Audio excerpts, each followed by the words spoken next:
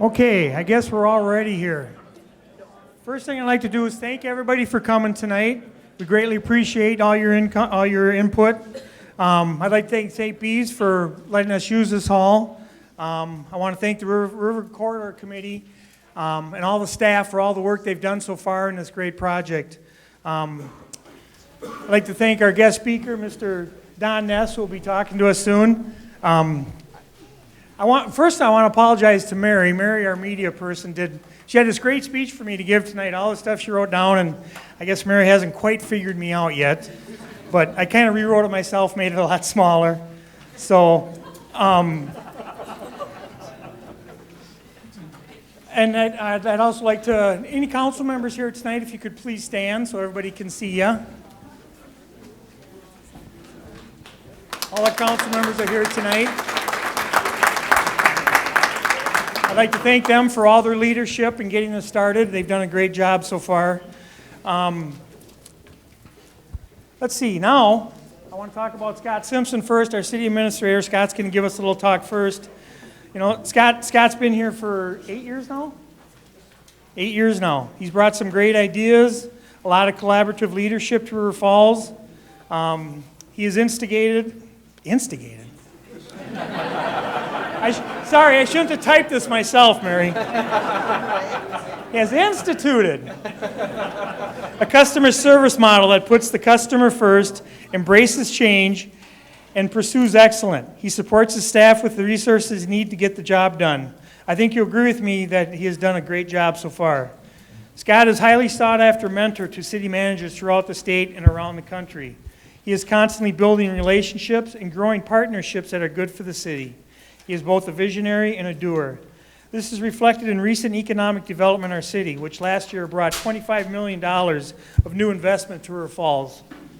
And that's just the beginning. So I'd like to introduce Scott, who's going to come up and he's going to talk to us and give us some thoughts and reflections about our economic growth in the city and some community engagement.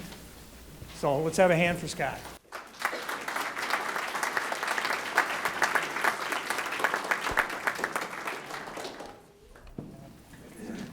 Thanks, Mayor. Everybody hear me okay? Good. That's a good start anyways. I am an instigator, so that's okay. I subscribe to the chaos theory sometimes of getting things done, so instigation is how that starts. The city is fortunate to have a mayor who's supportive and encouraging of significant engagement with its residents and help to form the decisions at City Hall. He's also very supportive of me, so just want to say thanks, Mayor. He's a great boss. I've got a few others, and most of them stood already, but you can't thank your bosses enough, so I want to thank them again and recognize them. And I saw my newest boss, who I haven't had a one-on-one yet, which means he thinks I'm great, is Sean Downing. So congratulations, Sean, and welcome.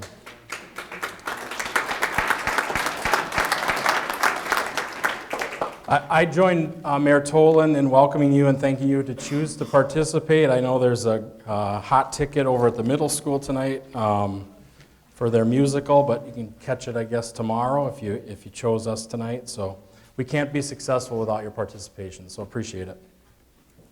I'd also like to invite the Kinney Corridor Project Committee members to stand.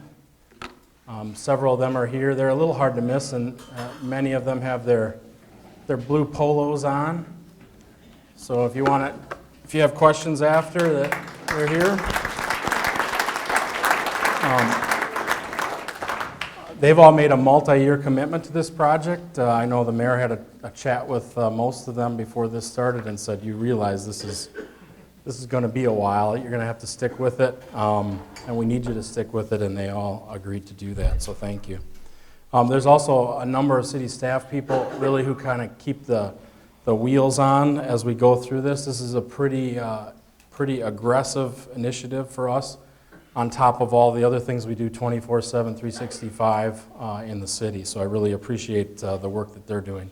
Finally, I'd like to recognize our consultants, Mark Lobermeyer, Bob Kost, and Ismail Martinez, who are here, and they're giving us good advice and guidance through the process, and we thank them for that. So there's great danger speaking in front of an experienced, successful politician. They tend to have a little more practice than the rest of us about speaking to big crowds. So I want to lower your expectations of my remarks. His will be great. Let me just say I'm happy to be here. I'm going to spend a little time reflecting. It was hard to pick a few things to talk about in River Falls related to economic and neighborhood development. So I'll share a story. I'll talk about a few things that the community has rallied together on, and maybe provide some of the lessons I took from those things that have happened in the past here as we go forward on this journey. So why am I here to speak with you? I was asked to provide history, not a historian. I was asked to provide a little philosophy, not a philosopher. I'm going to talk about community building, but I'm not a social scientist. That's dangerous when you're in a university town. People want your citations and your stats, and I don't have any of those necessarily. I also will include a discussion of the local economy, and you guessed it, I'm not an economist. So as a city administrator, I'm entrusted with a number of roles, and they vary depending on the situation. I have this sign in my office that includes a few roles for a city administrator. For those of you in the back, maybe analyst, catalyst, gap filler, advocate, educator, visionary. I don't know if that's a warning sign to people entering, or maybe I like to think of it as a reference card for people, so if they're trying to figure out exactly what I do, they can look at that sign. So my comments are going to include a bit of all of this here in my role. Even though I suspect that my primary role tonight is the gap filler role. They needed 10 to 12 minutes before the big speaker. So here I am. The city is guided by a strategic plan. That plan, along with an emphasis on partnerships, focus on communicating to a wide audience, effort to consider our history and culture, commitment to both the engagement process and also sustainability of what we do, that helps the staff keep focused on ways we can assist the community in reaching its full potential. And that's really one of the jobs I see as my primary job, is how can we, as staff, support the community and the fine people here in reaching the full potential that it has. Now, the strategic plan has these 5 goals that were set by the City Council. And you can see the Enhanced Kinnickinnic River Corridor. We have a number of work tasks underneath each of those. So my report card, so to speak, from the council includes, I think, on the neighborhood of 21 kind of tasks related to the strategic plan. One of the big ones on the current plan is enhancing the Kinnickinnic River Corridor. And I think if you look at these, you can agree with me that this project, this planning opportunity, this imagining what our future can be, really can have a dramatic impact on all 5 of those areas. So we always pick one, and then we say, but all 5 of these are important to us, and we think about those in the context of these projects. So I want to share a little story about economic and neighborhood development from our own history. And I did borrow from a great article I read, written by John Langford in 1963 in the Wisconsin Magazine of History. And apologize if I'm reading more than looking at you. From the beginning, the thrifty Yankees were attracted to the valley of the Kinnickinnic in what is now Pierce County because of its several falls, natural power sites for economic activity in a day and region which depended upon water power to turn the wheels of grist mills and blades of saws. Once the land was cleared and the mills were in operation, business and civic leaders of the community turned to the second aspect of the Puritan ethic, the pursuit of culture. Accordingly, in 1856, 63 of the town's founding fathers subscribed for $2,350 worth of stock in the River Falls Academy. Now, that's about $65,000 each in today's dollars, or $4 million as a group. All without the promise of anything, without even encouragement from many about doing this. And one of the quotes in the River Falls Journals about the reflecting back on those founders was, "High purpose was evident from the first announcement of the Academy's trustees." Their announcement read, "We intend to make it an uncomfortable place for idlers." In 1870, over 1,000 residents petitioned the legislature to consider establishing a state school in River Falls. I think the population of River Falls at the time was less than 2,000. And here's what was said about River Falls at the time of their petition. "River Falls is as beautiful an inland village as can be found in the state. Pleasantly situated on the banks of the Kinnickinnic River, here's a quiet, orderly village with churches, schools, and the advantage afforded by a society of commendable order." However, others at the time had differing views of that. They said the pitifully small River Falls could not compete with the larger urban areas for the school. Did they give up? No. They rallied further, and they ended up securing the 4th normal school ahead of cities and communities such as La Crosse and Eau Claire. Now, after securing the school from the Board of Regents, the River Falls Journals remarked, "Business and culture were but two sides of the same coin to the founding members. Both were necessary for ensuring adequate growth and development in the St. Croix Valley, which was called the New England of the Northwest." Now, I remind the group of this story because it includes lessons for us when confronted with our responsibility to further build this community through community and economic development. So what did I learn? The first lesson is that community and economic development are sides of the same coin. Effort in both is required for long-term success in either. Culture, recreation, and other community amenities alone cannot sustain a successful community.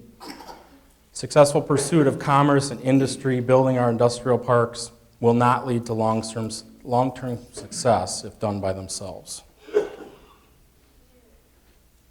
The second lesson is that even as far back 150 years ago, River Falls has been an extraordinary place with committed community members who do not settle and are not idle. You only need to look around at the community parks, churches, nonprofits, schools, the tidy neighborhoods, to see that River Falls residents are not idle. A third lesson is that we are a community that has been judged before as too small to accomplish great things. The very process of imagining a future river corridor can seem too big, too daunting for little old River Falls. But we know that's not true, so they're La Crosse. They're not the 4th normal school. A fourth lesson is that individuals are important. However, collective action is the key to ultimate success. There was not an individual or stockholder that had enough resources to make that school happen. And there was some considerable wealth even at that time, and it still took over 60 families to pledge a considerable amount of money. And I think that's still true in a society even that tends to idolize individual triumph. The last and obvious lesson is that sometimes big ideas also need big funding. So whoever coined "you get what you pay for," they had community projects in mind. In order to implement a grand vision, a community will need to put its money where its mouth is. Now, the normal school decision is just one of many decisions that I researched a bit in preparation of these remarks. We take a lot of things for granted that took considerable collective action and effort on the part of the community. And they took enormous efforts by an individual or a group of individuals to get where we are. We take for granted a municipal electric utility whose future was in doubt from the very beginning. There was a state constitutional restriction on doing it. We had people in the early days of River Falls that said, we can find a way to do that, and perhaps one of the first public-private partnerships was launched when a group of citizens purchased the junction mill, and the city then purchased and installed the wiring and the dynamos for the electric. The citizens then sold the plant to the city at cost, and here we are 117 years later, and we're the envy of all communities that don't control and own their own electric utility. Many of us who are newer to the community take for granted easy east-west travel by Division Street across the bridge over the Kinnickinnic River. One council vote different, and we might not realize that luxury. People scoffed at the idea of building a library that was bigger than the whole existing municipal building. What possible need did a little town like River Falls have for a huge, monstrous library? Can you imagine the community without it? Why in the world would the city buy the Paulson Farm? What businesses or entrepreneurs would want to invest millions of dollars in River Falls? Whitetail Corporate Park is now home to hundreds of jobs, millions of investment, world-class biking facility built entirely by volunteers. So what does that mean to us? In October, the city of River Falls embarked on perhaps the largest planning project in its history. And those of us who are around now, that's what we like to say. There may have been something bigger, but since we get to say the speech, we'll say it's the largest ever. So here we are, 6 miles of the Kinney River, the corridor surrounds it, the community that surrounds it can or may not be reimagined. We've got a couple years at least on the front end for the planning process, and it has the potential to not only change the physical landscape of our city, but how we interact with the river in both the near and distant future. To get to a place of consensus about the corridor, we've launched this massive community engagement campaign. It's going to test the strength of our relationships. It's going to test the strength of relationships with our residents, with the partners that we have, visitors, and it's going to test the trust that we've built up over time and to continue to try to build through effective community engagement. So community engagement, it's more than a meeting.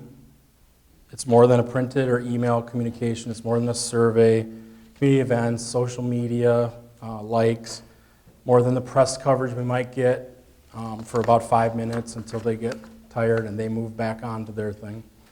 Really, we depend heavily on a wide network of people and partnerships to help us reach community members for maximum engagement. Many of you are here because you were invited by somebody else or a group or something you care about, and we're going to continue to need to do that for the long run. Now, we share information on a regular basis. We cross-promote events and activities.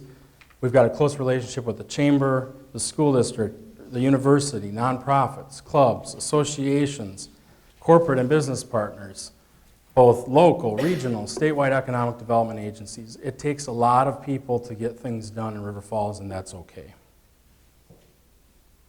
Now, great neighborhood and economic development requires an engaged community. Lessons in the community's own history plus lessons learned in other communities of all sizes, even as big as Duluth, are relevant to the work we're doing here. We can't be idle. We shouldn't settle. It takes collective action. Now's our turn. So, who's this guy? I'd like to introduce our featured speaker for the night, Don Ness. I had the privilege of spending a little time with Mayor Ness today. He had a lot of questions and a lot of compliments about the community, and I felt that he was being sincere. So he either was or he's really good at being a politician. Mayor Ness served as mayor of Duluth from 2008 to 2016. He ran unopposed his second term. That was the first time in the history of Duluth. In his final year as mayor, he enjoyed a 91% approval rating. I don't know if that was within your household or is this citywide. Yeah. And really the reason we invited him is he organized a St. Louis River Corridor Summit to begin developing a comprehensive vision around the corridor. of the area. Many of you are aware of the port and the lake, and maybe not so of the river, and I think that was part of his goal as mayor. And that's really a hallmark of his second term. Among other things he did before he got to do the fun thing of the river was provided some leadership on economic revival in Duluth, developing and supporting a lot of public-private partnerships to include investment in the community, encouraging development and major new investment, and there was the whole budget thing that he helped out with. So, he's also famous for writing and singing an angry punk song, which I'm not even sure what that is, until I prepared for this, about the collective angst associated with potholes. So, now, Mayor, they live in a city that doesn't have potholes, so River Falls residents don't know what those are, unless they go out for dinner in Hudson. So in 2016, Don received the Midwest Book Award and the Eastern Minnesota Book Award for his memoir, Hillsiders, Snapshots of a Curious Political Journey. I really enjoyed taking a look through that. It inspired me to write my own book, and then I thought, well, that's a lot of work. So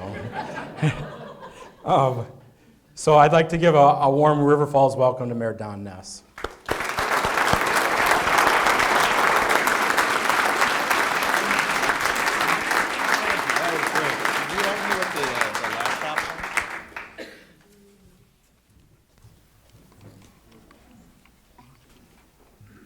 The chorus of the Potholes song goes like this: potholes, potholes, potholes, potholes.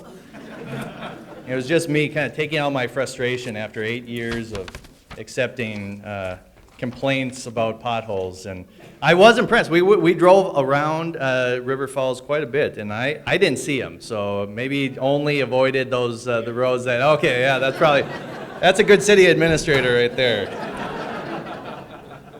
Put the best possible face on the city. So it is a real pleasure to be here.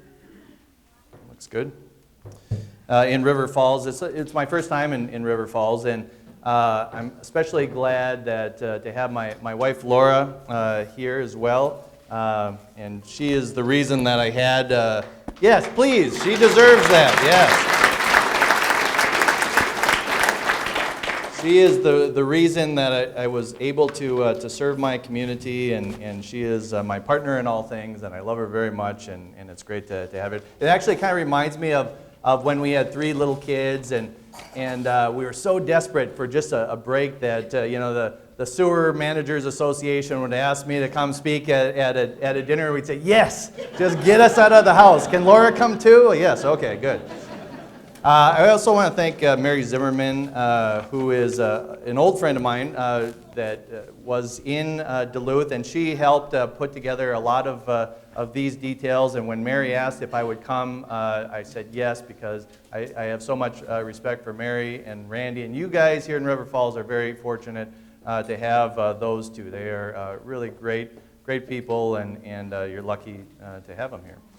Thank you to Scott for the tour around town, and it really was very impressive. I'll give a few more of my thoughts. And Mayor, thank you for your time, and thanks for the turkey sandwich this afternoon. It was delicious. So I am, okay, so it's spring break for us up in Duluth, and so we took a little trip, and I'm traveling with my 12-year-old daughter. And Laura and I took Eleanor into Chicago, and we had a couple days. We did a museum, and we saw a play, and it was wonderful. But what I'm doing right now is kind of preparing for being a dad of a teenage girl.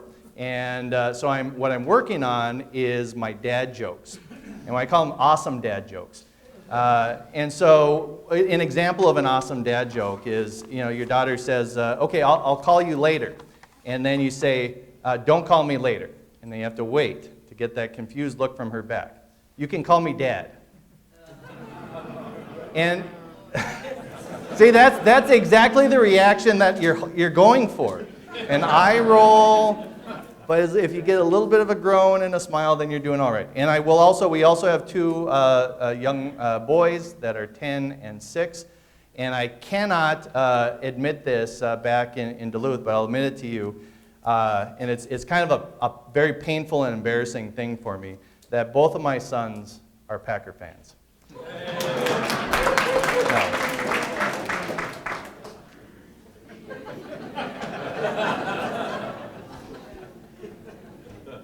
It's rough.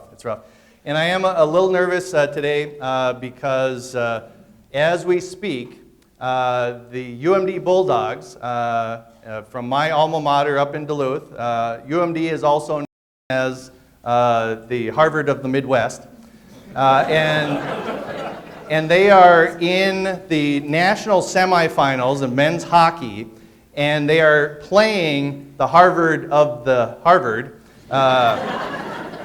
And it is tied 1-1 going into the third period as I speak. So I have asked the mayor of Duluth, who is watching the game live, that if UMD scores a goal and gets ahead, that she's going to text me. So normally I wouldn't do this, but if I get a text, I just might have to check that. So my reflections on River Falls. I really appreciate and value what a thoughtful process you are engaging in, and that you are taking your time to deal with a complex issue, that you are spending your evenings on a glorious spring day to be here and to think broadly about the issues in front of you. And not many communities have that sort of commitment.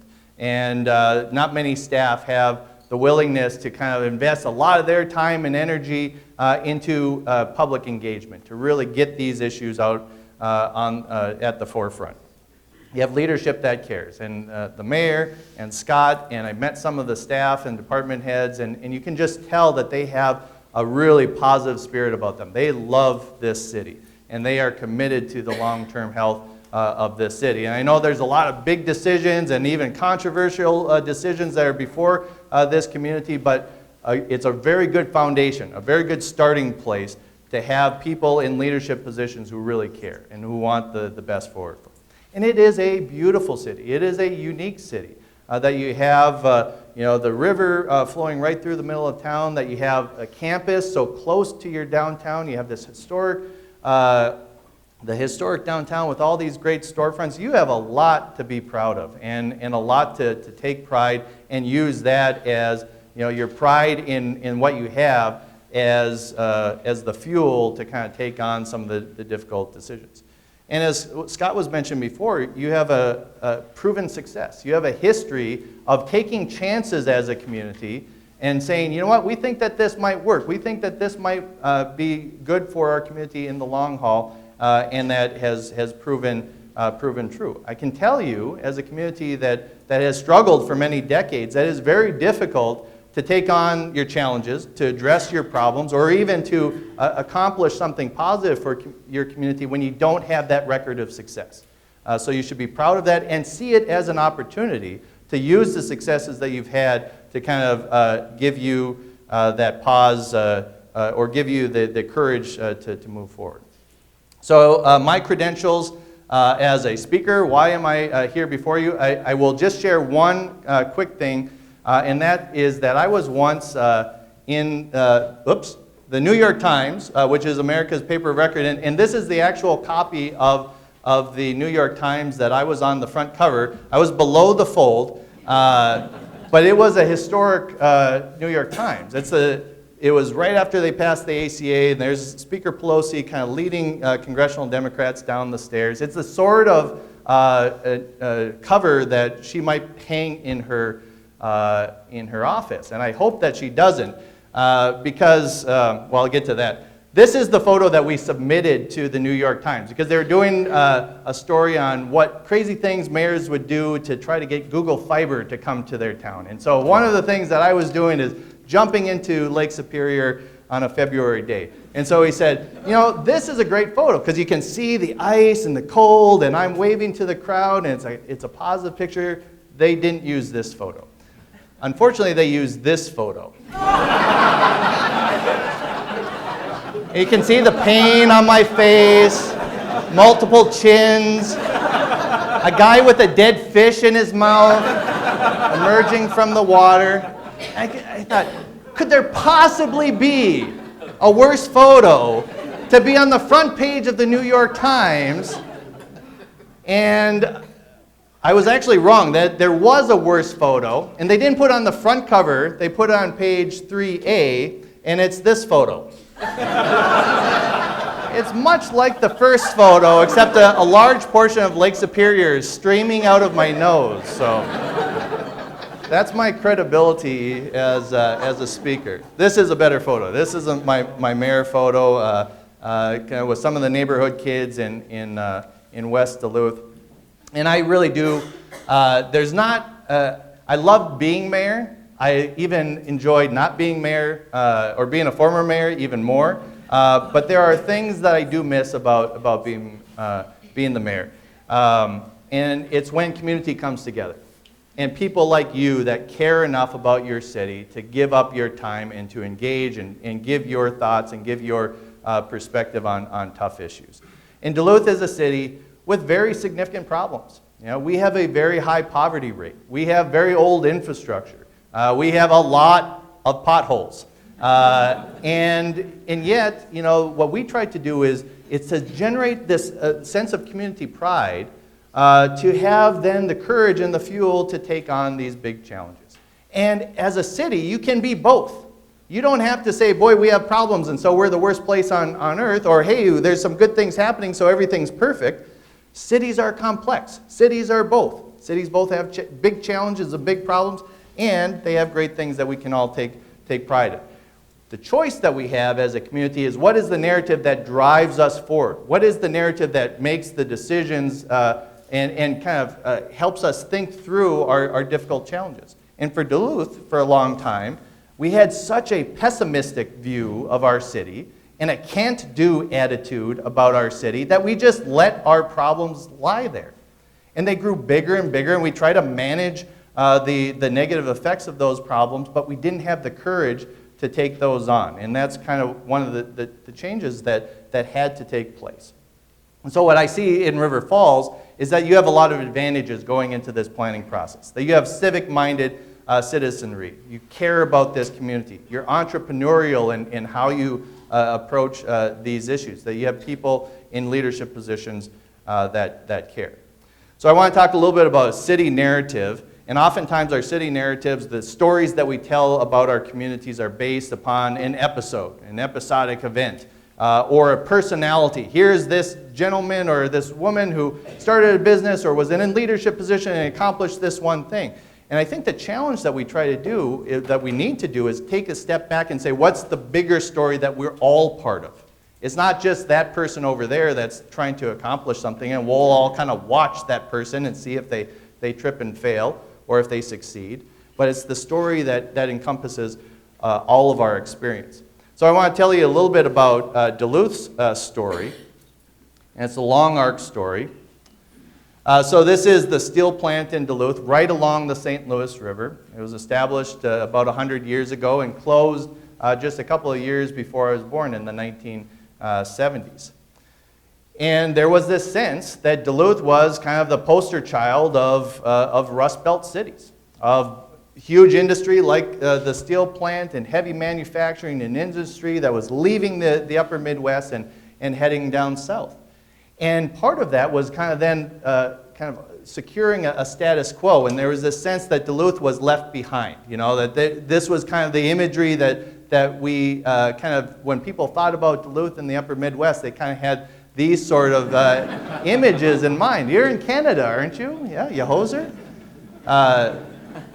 And in the 1980s, when I was about 8 years old, we had, Duluth was recognized by the federal government as one of the 10 most distressed cities in the entire nation. So our peer cities were places like Flint, Michigan, Youngstown, Ohio, Gary, Indiana, and Duluth, Minnesota. We had a 20% unemployment rate when I was 9 years old. And there was that sense of pessimism. Are we going to follow that downward spiral? Are we going to kind of follow the path of further population decline then that kind of creates more urban problems? Fortunately for Duluth, and this was the the billboard that was put on right on I-35 on the way out of town. It's the last one leaving Duluth, please turn out the light. And that was the mentality. And everybody had their own personal story about being in this town that was on a downward spiral. But fortunately in Duluth, we had leaders in the 1980s and the 1990s who said, you know what, Duluth has too much to offer. And what we're going to do is not kind of dwell in the problems that are in front of us, that are evident, that everybody sees, those headlines of job loss and jobs going elsewhere. But we're going to take a step back and say, what makes Duluth different? What makes us unique? And it's, well, we have this lake, the greatest lake in the world, right? And that is what makes us different. And then on the shores of that greatest lake, probably this is kind of the brand that we are kind of promoting today. But this is Canal Park, right on the shores of Lake Superior. And there were junk cars, there was a warehouse district, it was an embarrassment. And it was one of the most dangerous parts of the city of Duluth.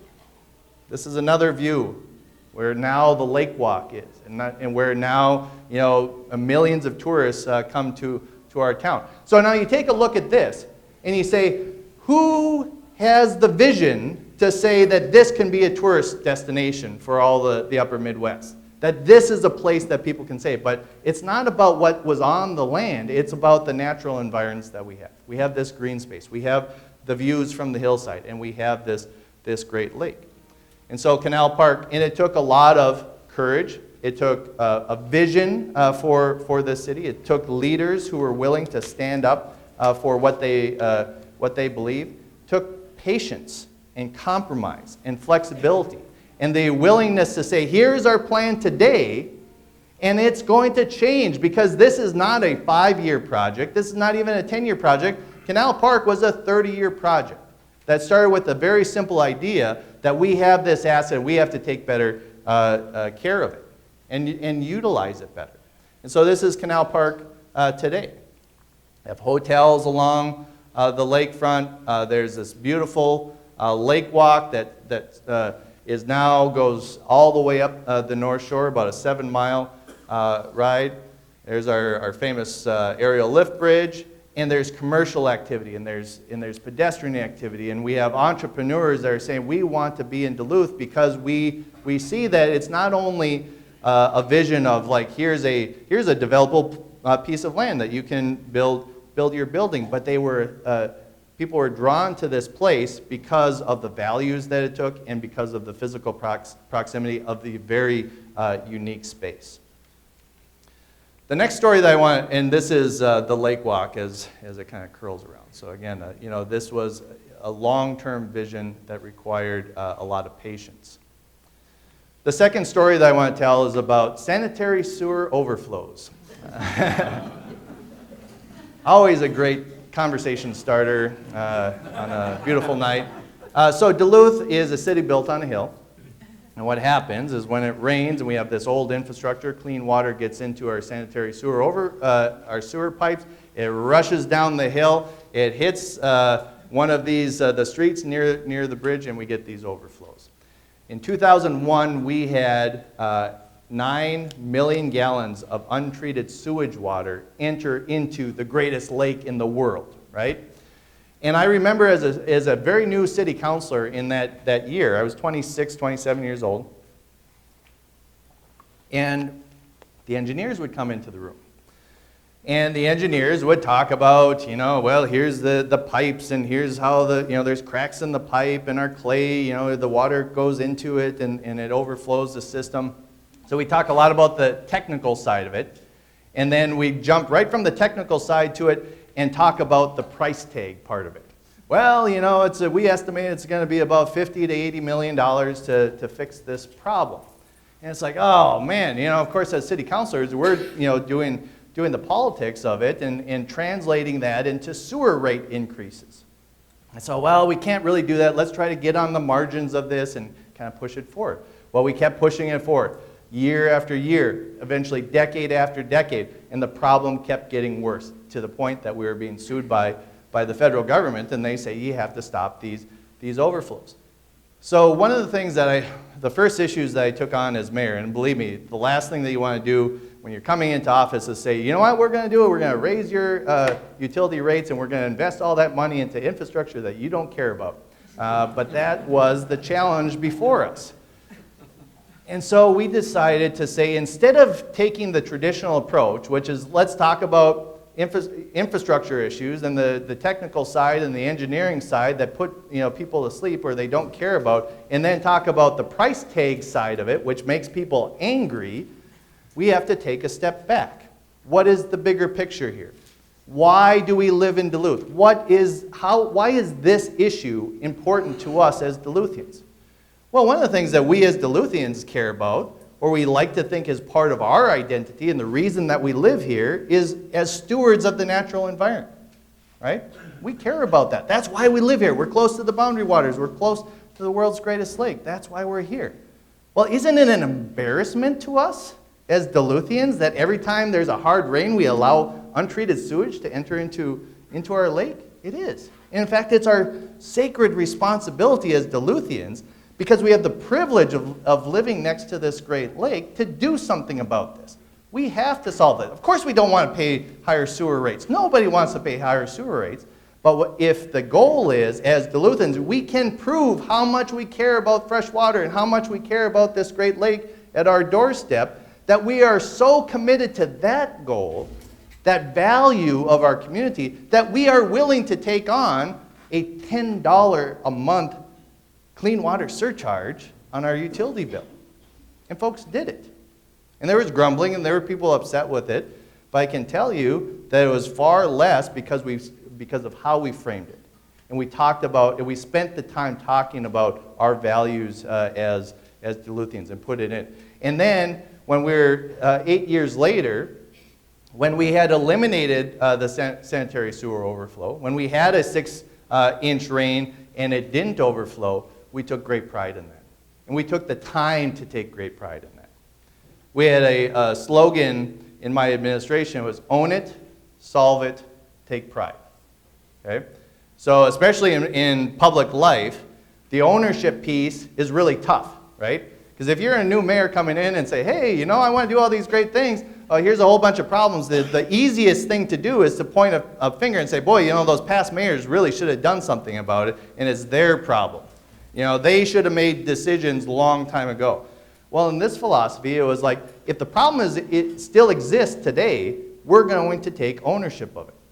And the second part is solving it. That we're not going to simply manage and make do and say, yeah, well, we're just going to limit the negative effect of these decisions, but we're going to take steps to actually solve it. And sometimes those are bold steps, and sometimes they are difficult steps, and sometimes they are controversial steps. But those are the ones that actually get to the core of the problem and allow the narrative, allow the values of the community to come through. And then the third part, own it, solve it, take pride, is taking the space to take pride in the city that you live, in the accomplishments, especially when the issues were tough coming into it. And this is our state-of-the-art sanitary sewer overflow tank. And this is right on the shores of Lake Superior, close to Canal Park, and it's about a 30 million gallon overflow tank. And so we're both addressing the sewer pipes under the streets and fixing those as we go, but when it rains, we have to collect it before it goes into the lake. And this is a view from on top of our sanitary sewer overflow tank. We built a little park on there with views of the lake that we were protecting. So that brings us to the St. Louis River Corridor, restoring a community treasure. So Duluth is kind of split into two towns, right? One side of the city where the money is oriented towards Lake Superior, right? Beautiful lake, views of the lake. The western end of town was where all the industry was, where the steel plant was, where the paper plant is, where shipbuilding took place. And for decades and decades along this river corridor, what happened is that folks in the industry said, well, we have all this waste, here's an easy way to get rid of it, and they threw it into the river. And so when I was growing up, St. Louis River was known as a contaminated place that you can't go swimming, you can't eat the fish, and stay away from it, and we're embarrassed about it. And we're kind of like, as we turn our attention to the lake, we're also turning our back to the river. But through many decades of effort to clean up the river, we're slowly but surely making it through. So then we have these small working class neighborhoods that dot the river. And, you know, near the old steel plant is Morgan Park and Gary New Duluth. And near where they built warships that served in World War II is Riverside. And all those industries are gone, but the neighborhoods remain. And a lot of those homes were held by, still, they were passed from generation to generation. And there are a lot of people in their 70s and 80s and into their 90s living in these homes, and they care so much about these neighborhoods, and they don't want to sell to the slum landlord down the street, because they know that if it goes that way, the character of the neighborhood that they care so much about, that is part of their own personal identity, will be ruined. And so we have this, it's an era gone by, and yet we still have the integrity there. And so part of our goal was to say, how can we be deliberate about creating new demand in these neighborhoods and get us to think about the river in a different way. Because in the past, again, we had this picture of a contaminated river, and we want to say, no, you know what? We can take pride in this river. It's one of the world's largest freshwater estuaries. It is beautiful, and we want people to go out and use it because of the cleanup efforts that we want. And we want to make a connection between the passions that people have in Duluth and that young families are looking for, recreation, family activities, and tie it to the natural assets that we have in order to meet the demand of the long-term resident who wants a healthy neighborhood. Okay, so then again, we have all these individual pieces. We have this demand for outdoor recreation. We have young families that are only going to the east end of town that would like a more affordable place to live. We have seniors that are struggling to sell their house to get market value, that want to protect their neighborhoods. And if you're only talking about each one of those stories, you don't get to the truth. You don't get to the potential of the river. And so again, it's taking that step back, seeing the bigger picture. What is the story that we want to tell here? What is the story that every stakeholder can say, I see my part in this? And there's all sorts of other parts that I'm not ever going to have part in it. You know, the 85-year-old grandma that lives in a small house, she's not going to go mountain biking up on the hillside. But if we build mountain biking trails that are of interest to the young home buyer, they might buy that home. And so you, again, kind of broadening out that story. So this is the estuary, the St. Louis River corridor, and it's right close to downtown, all the way out into the Fond du Lac neighborhood. And again, it's one of the largest freshwater estuaries, and we also have a dam right around here that is run by Minnesota Power. So this was kind of the area. These are the little neighborhoods. This is the old steel plant site, Morgan Park, Riverside. We have a ski hill up here. But it was a big area to take on. And it was hard to find what is the thing that connects the resident who lives in this core, dense neighborhood to the family that lives out in Fond du Lac. You know, what's the tie that brings them all together? Well, it's the river. You know, so what is the narrative that will kind of bring those two together? And of course, we kind of, we use the idea of, hey, this can be this active experience, and we have these vistas, but it doesn't start here. You know, this is kind of the end point. This is one of the elements that we want to say is possible when we make these investments, but it starts here. And it starts where you guys are right now, sitting down and talking about the complexity of the issues on the ground. Because you can have politicians stand up in front of you and say, here's a whole bunch of happy words, and everybody agrees with these happy words, so then let's go on and move with our plan. But you guys weren't part of, everybody agrees with happy words, but what it really takes is rolling up your sleeves and working through the tough things. And unfortunately, I think in this day and age, in our politics, we have lost the ability to disagree, to coexist, to be in the same space with people that have different opinions than our own. And so we retreat into our bubbles, and we get really good at agreeing within our bubbles. And then the other bubble gets really good, and then sometimes the bubbles come together and they bump around, and everybody gets a little kind of tussled, and then they go back to their own corners. But where it happens is in spaces like this, looking at a map, figuring out what is the experience on the ground, and what is the story that we're trying to tell for our broader community, rather than just the interest, our own particular, more narrow interests. And this is what it looked like in terms of our planning process. It started off slow. Here's 1978. The next plan that we had was 2006 that addressed this area in a comprehensive way. But then we took this comprehensive land use plan in 2006, and then we started drilling down. We started getting into the neighborhoods. We started talking about individual assets like the zoo, like the river, like our trail plans. And it started to build a momentum. And then people saw the collective whole of the collective story, and then they say, what I'm really passionate about is mountain biking. What I'm really passionate about is providing better parks for our kids. What I'm really passionate about is making sure that we have community centers that seniors can gather and maintain that sense of community that was so important to them. So it's, while this initial planning process is important, it's a starting point, right? And the end point of this first phase is not a victory or a loss. And if you're coming into this thinking that all I have to do is get through this planning process to get myself a victory, and so that the other side loses, that is not going to be a healthy place. It's not a healthy foundation for all the ongoing planning process that needs to happen.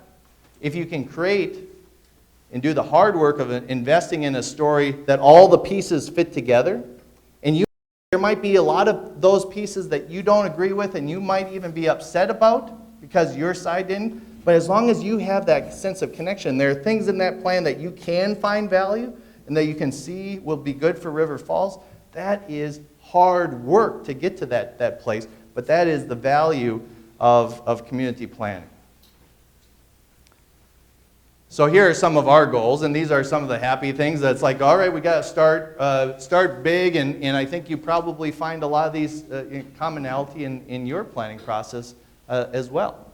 And then we said, what are the investment strategies? And this was really important, to get the buy-in from the business community, to tell the story about how business owners that were putting their lives on the line, that are concerned about the taxes that they pay to the city, who are concerned about their ability to meet payroll on a month-by-month basis. You have to consider those folks, and you got to get them at the table to show them what the value is. And the interesting thing, and these are a number of the projects that we built in, but because we were able to tell the bigger story of this is going to be investing in what makes Duluth unique, putting our focus on the river as we did the lake before, with the goal of stabilizing these neighborhoods and providing better affordable housing for young families. That the funding source that we used was a tax that was mostly collected down in Canal Park. And it was invested along the river corridor. So we were saying to those folks, we're going to tax on all the hotels and all the food and beverage, all the restaurants, 0.5%. And we're going to take it out of your district, your business district that's thriving, and we're going to invest it in West Duluth. Okay? And if you're only looking at your own narrow interest, there's no way that you would agree to that. What are you talking about? Taking money, taxing me and spending it over here? But the larger story was, hey, listen, look at what this community did for Canal Park 30 years ago. You remember how we all pitched in, how we all made contributions and turned our attention to the lake, and you've done well because of that community investment. And now it's your turn to kind of, help out these neighborhoods who are struggling on the west end of town. And they did it. And we had very little controversy and very little pushback from the business community because we engaged them and they saw not their direct, point A to point B financial interest, but they saw the bigger picture and how a healthy Duluth is going to to benefit them. And then we always came back to those natural assets. Because it is a trap in city governance and municipal governance. I even think back on Duluth. It is a trap to commit to commercial activity as your defining vision for your community. And Duluth almost did that on a couple of occasions. I remember back in the 90s, we have this, one of the last pieces of waterfront in our core city. And there were folks who said, you know what we should do is build an outlet mall, because people are really excited about outlet malls, and they have one down in North Branch, and wouldn't that be great? We'd create all this activity. And fortunately, people said, wait a minute, take a step back. What are the values? What makes Duluth unique? You can find an outlet mall on any exit on I-35 or any suburban community across the nation, but what makes us unique is that. And thankfully, they turned that down. Some of our greatest failures are when they thought, I think we want to be on the front end of the Omnimax craze, right? And so we built an Omnimax theater and subsidized it with public money. And boy, was that a mistake. But it's not a mistake when we said, we're going to build a path along the lakefront. People love that. And the lake changes every day, but you know what? The thing is that it's always there, and it's a touch point for our communities. So this is a little bragging, mayor bragging. Overall image for Duluth over the first few years, direction Duluth is taking, and then kind of gaining some recognition. And the thing that was important for us is when we were first getting involved in when I was first getting involved in city government, and the story that we were telling ourselves is we'd say, Duluth hasn't been growing. And then we'd look at Fargo, and we'd look at Sioux Falls, and we'd look at Rochester. And we'd say, boy, these communities are booming, and we're not. They're kind of in the cornfield, and they have this sort of sprawl sort of growth. And we'd take a look at that, and we'd feel bad about ourselves because we weren't seeing that same sort of growth. But that was kind of judging our success based upon the story and the assets of another community. So instead, we said, what does Duluth have to offer? What can we be for the upper Midwest that Rochester and Fargo can't even dream of? All right, so it's the small, mid-sized city that has natural beauty, that has a unique sense of place, that has progressive values and a commitment to taking on these larger challenges. We want to be for the upper Midwest what Asheville or Bend, Oregon, and we started to change that conversation, and that allowed us to tell our story in a different way than that brought attention. And I think River Falls, when I think about communities in the greater Twin Cities area, or a lot of the cities of similar size that I've visited, River Falls really is special. And in that kind of that 10 to 20,000 range, there's a lot of cities in that range that are struggling, that don't have a thriving downtown, that don't have that sense of purpose, that couldn't get a crowd like this to come out on a weekday evening.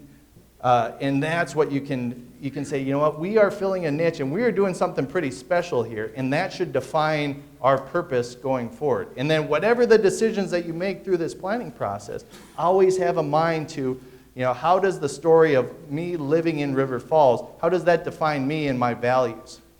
Because that is the connection then between the decisions that you're making and the health of your community. All right, photos from my friend Hansi, and we can get to questions pretty quickly here. So I would say in summary that it is a trap to look at this sort of planning as a collection of narrow interest. And again, I think that is kind of our inclination in today's politics, is to say, I have an interest over here, here's another interest, we have about 10 interests, and all we have to do is take these interests and kind of plug them side by side and say, all right, those are the compromises. But what you want to do is have that collective vision, the vision that takes all those different interests, which are important, and they're valuable, and they oftentimes express what people really love about this community, and say, what is the broader story that that can accommodate all of those things, maybe not in their purest form, but that can weave those together into a collective narrative that we can all buy into, that we can all find, that we can all find our own identity in that narrative. Because if it's a one side or another side, and it's a winners and losers, then all you have is one side that felt like they won, and another side that feels discouraged. And it's not easy, and there will be disappointment because there are those compromises, but I think it is possible for a community that cares, like River Falls, to find that more complex story, and it takes evenings like this.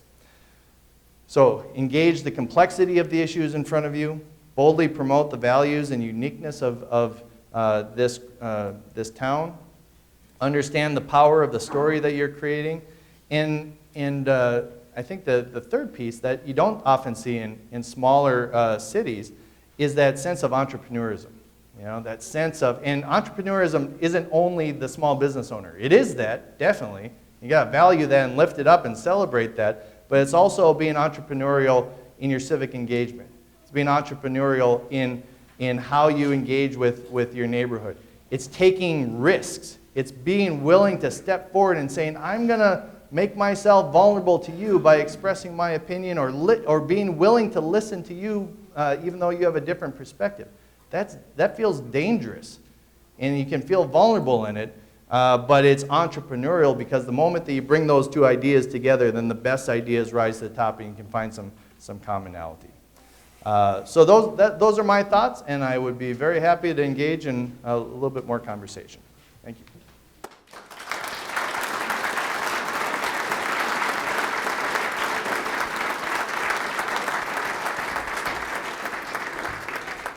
Okay, I did get a text, so I have to check.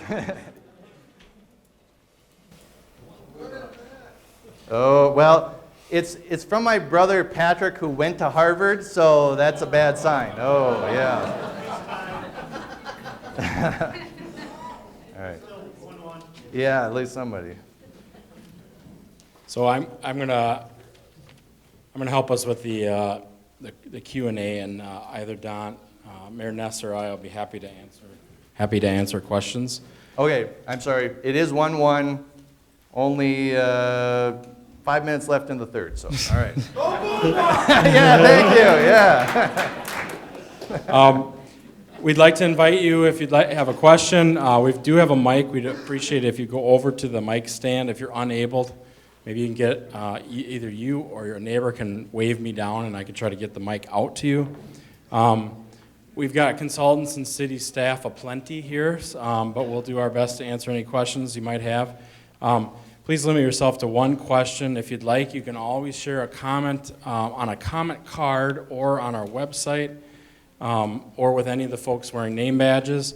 If you don't feel comfortable asking it here, staff and committee members will be hanging around after the meeting. We'd be happy to chat with you and get your thoughts. We do have KinneyCorridor.org is our website. Lots of information on there, including videos of this and other tech talks. We're going to take some Q&A, and I'll have a few much shorter remarks for us to end. So, first question. Yes, sir. Do you mind going to the mic if it's okay? Just back at the podium there. And you can queue up after him if you've got questions you're dying to ask. Can you hear me? Yep. One question to the guy that just spoke. What would be the object of draining George Lake? What would be the reason? I really couldn't tell you that. And, I can tell you one thing that I really disliked as mayor, when somebody from outside that didn't know my city came in and told me what I should do. Because it's like, you haven't invested in the complexity. And so I don't have a position on it. Okay, another question. Who here knows that question? Lives in River Falls. I've been here for 70-some years, and I cannot figure it out. Anybody with these blue signs in front of their yard? I'd like to talk to some of those guys to see why are those signs on the front of their yards? What do they mean? What's the sense of it? Well, and Question. Go ahead.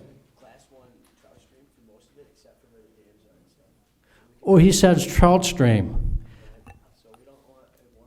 I don't think by taking George Lake, draining George Lake down, make a sludge hole, will help the trout.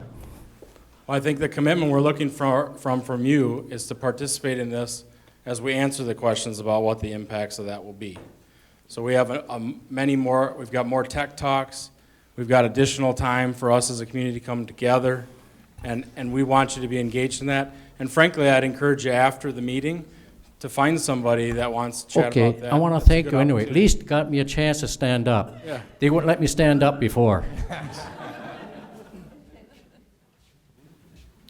Yes, sir. Thanks for coming. You talked about some of the maybe hits and misses in commercial development, such as the Omni Theater. Yep. Some. Were there any misses in terms of investment in public space, the actual water corridor? Were there any pathways or anything that you would look at that were investments into overall public space that were not successful?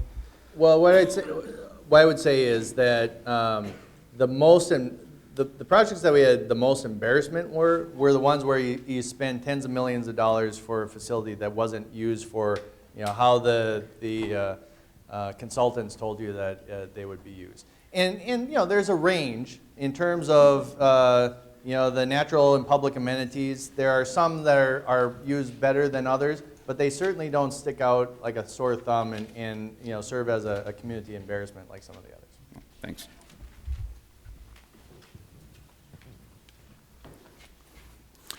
I find the question coming from someone who's a 70-year resident kind of surprising, because our river is a profound biological asset, except for in town.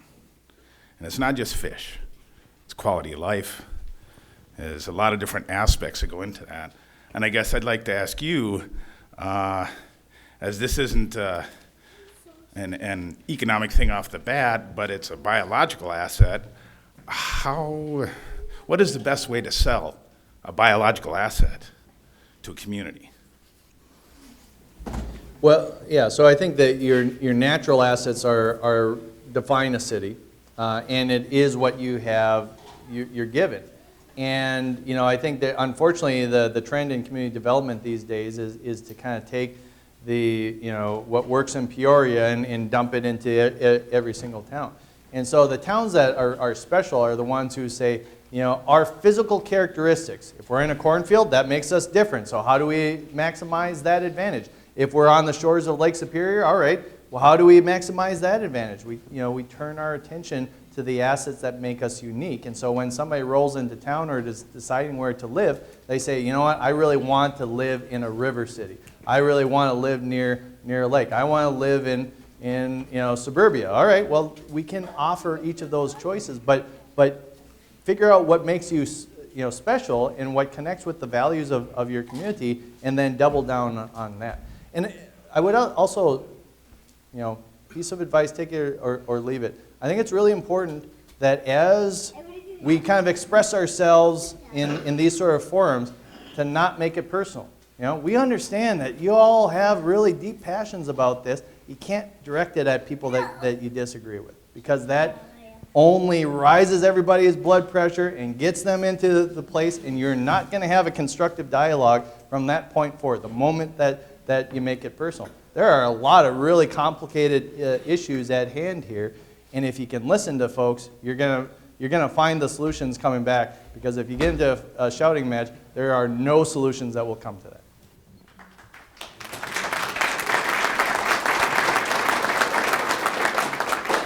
How do you follow that up? I do want to make a comment too on that I think what I've heard now, standing somewhat afar and listening, and that was intentional on my part as somebody who has provided some leadership to staff, is we've got all these people working on this project, and I'm trying to keep kind of a window pane view as a resident and as a city administrator. And I think it's a good idea for us all to be cautious about boiling things down and making kind of simplified statements about the river's great except for in the city, right? So that's a perspective. I've heard a lot of perspectives from other people that the river is great, period.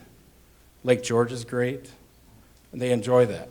So if you have the opportunity to be in a dialogue like this, I think the advice that we've gotten from Mayor Ness and advice that I'm going to continue to give the community, this is not an or discussion. This is an and discussion. So this is how River Falls is, and this is how we can go forward, and we can do this, and we can do that. And when you get into the or, it's either or. We either have Lake George or we don't. Well, I don't believe that. I'm not going to settle for that. I don't think that the community should settle for that. I think the dialogue is to decide what's the vision going forward, and what does the vision look like. If we start to get in the or, then it's majority rule, and 40% of the people will go forward from this not with a victory story like the university, but there will be a defeat story, and that will be the dialogue. So we have to build a victory story and get together and do that together. So, or is a perfectly acceptable idea for you. It's not for me. It's gonna be and. We're gonna keep telling staff it's and. We keep insisting with the consultants that it's and I think that's gonna be the best way for us to go forward. Michael. Absolutely. Thank you, Mr. Simpson. My name is Michael Page. I'm the president and spokesperson for the Friends of the Kinney organization here in town. This is my daughter, Isla, and my son, Theron, that both want a second at the microphone after I speak here. I could literally speak all day, sir, on the merits of removing Lake George. I'd be happy to have conversations with anyone that has very specific questions or concerns about the merits of doing so. I'm happy to at any time. We have an email address, info@friendsofthekinney.org or friendsofthekinney@gmail.com, where we will respond to any and all questions, and we're happy, we're very encouraged by the open dialogue that's occurring here in town. Mr. Ness, thank you for coming and speaking with us here today, and for the opportunity for what we're going through here today as a community. And Theron, what would you like to say, buddy? Yeah, good job. Excellent.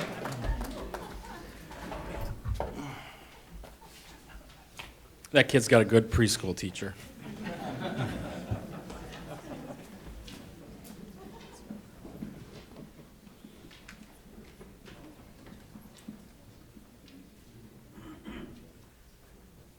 Mayor Ness, thanks for coming and speaking. And I'm Steve Dodge, a resident of River Falls, and I also know that you guys did a great job promoting economic development, public space development, but you also had a large event occur a couple years ago, big burst rainfall that destroyed your streets. The county was in trouble. Could you just talk a little about that and what maybe you learned how to go through adversity through that situation? Yep, so it was June 9th, 2012, or June 19th, 2012. I had the League of Minnesota Cities on their way up to town. I had my 20th class reunion that weekend, and I went to bed with normal mayor problems. And then I woke up the next morning, and my city had been torn apart. We had 12 inches of rain in a 24-hour period. And what happened is, over the course of the decades, Duluth is built on a hill, and at the top of the hill is where our mall is, right? And so we built our mall and built the Target, but what comes with those are a whole lot of parking lots. And so the top of the hill used to act as a giant sponge, right? And so it would rain and it would kind of get soaked in. Well, what happens when it hits a parking lot? It runs right off and it hits one of our creeks, and then you get this volume of water that comes down the creeks, and then it hits this infrastructure that was built 120 years ago that was planning for a 100-year flood with the idea that we'd have this giant sponge at the top of the hill. And it hit that, came down with such force and velocity and volume that it just blew out these culverts.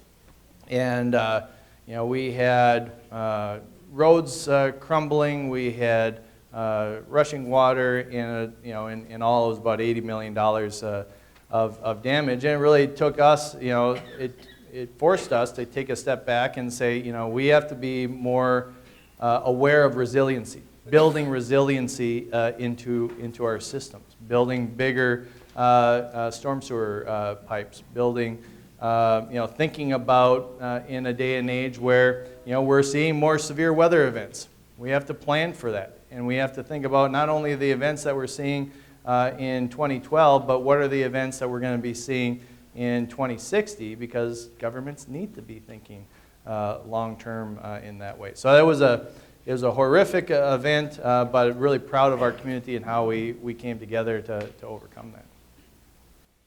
Duluth scored. Yeah! I did get a text while I was giving that answer, so should be proud of my restraint. Yeah. All right. Oh, 26 seconds left. Whew. All right. I'll try to keep this to 26 seconds. Oh, hey, look at that. Yeah. I've been to Duluth a few times because I'm the dad of a UMD All student. right, absolutely. I go up there to visit her and then visit what used to be my money. I want to make sure I got this. I was trying to take some notes. And I want to make sure this is what you were saying. You don't design for commercial activity, instead design for the uniqueness. No, so I think Okay. what I was saying is, especially, and I'm glad that you gave me the opportunity to clarify, because I could see how that would be a confusing statement.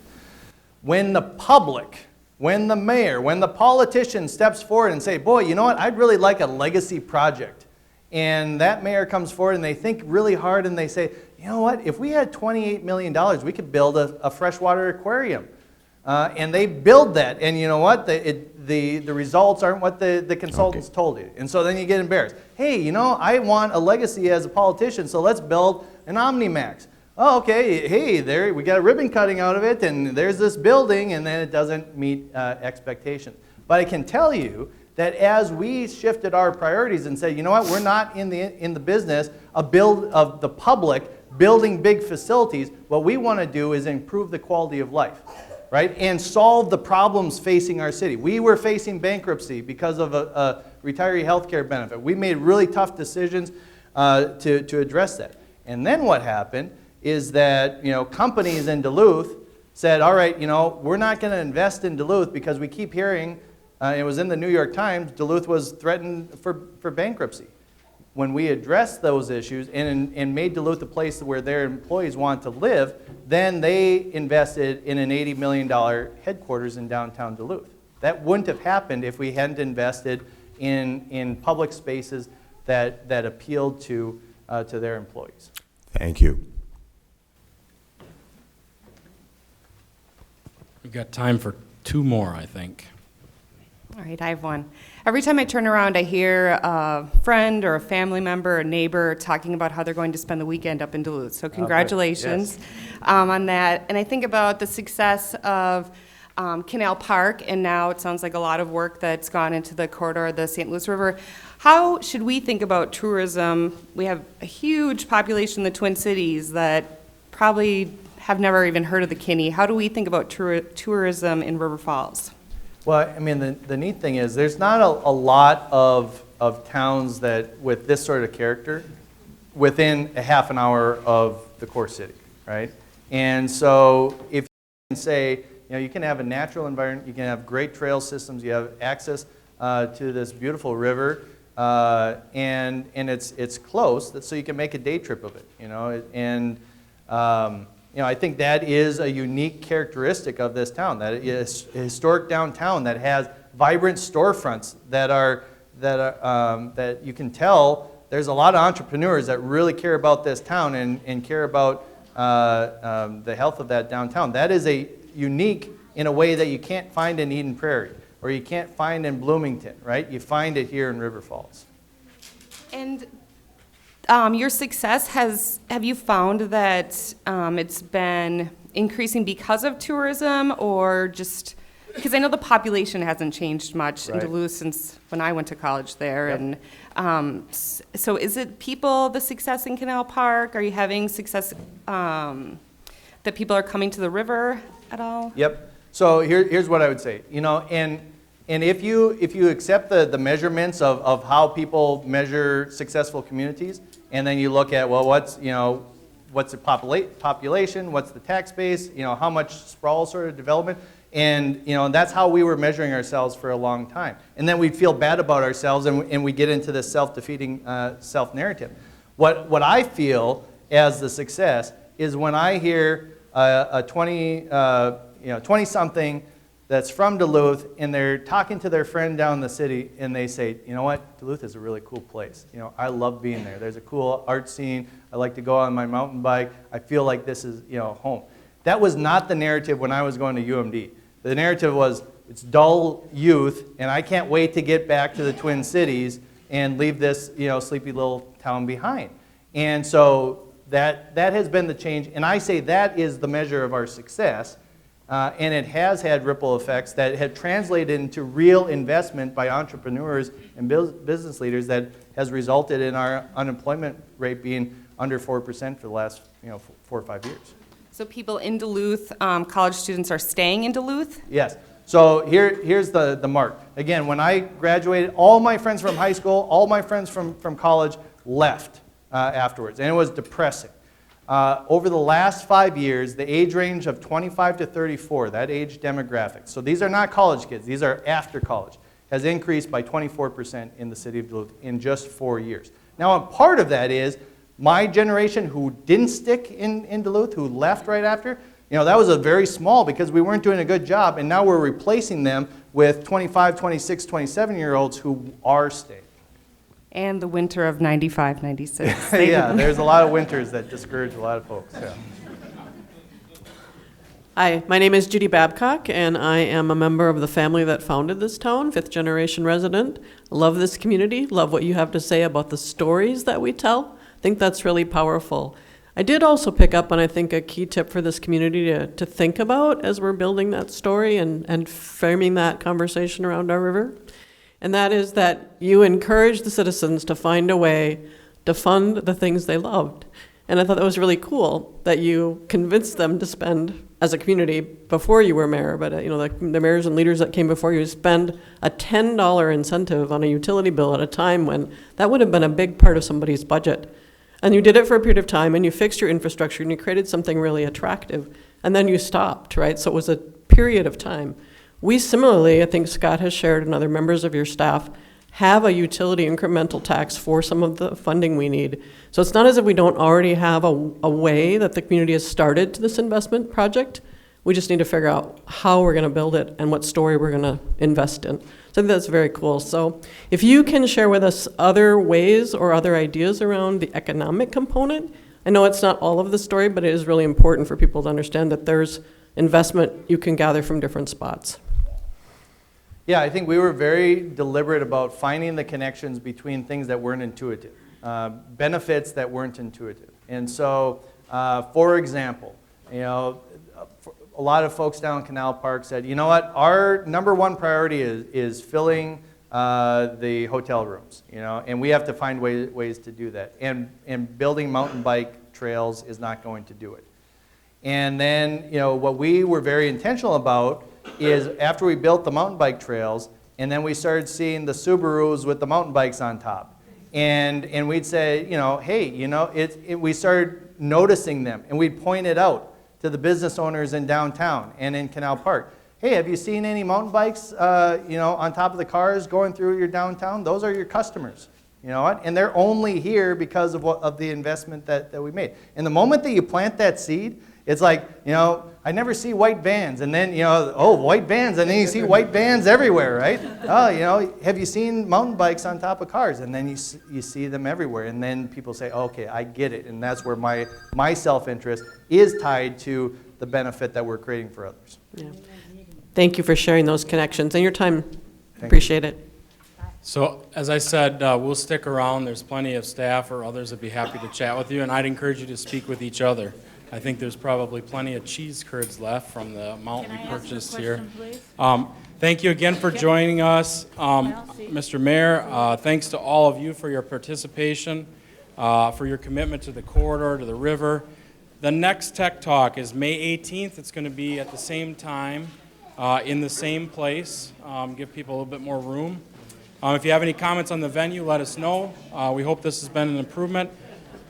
2017 St. Croix Summit is at UWRF on April 21st.